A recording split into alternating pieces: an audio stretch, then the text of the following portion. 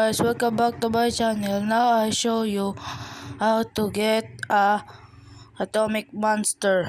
But first, let's take this guy to help me how to get the atomic monster. And now let's get started. First, you need the 125 parts and 3 chip and radium arc. I will show you what this look like. Look like this paper with the drawing and 25 steel and 10 iron.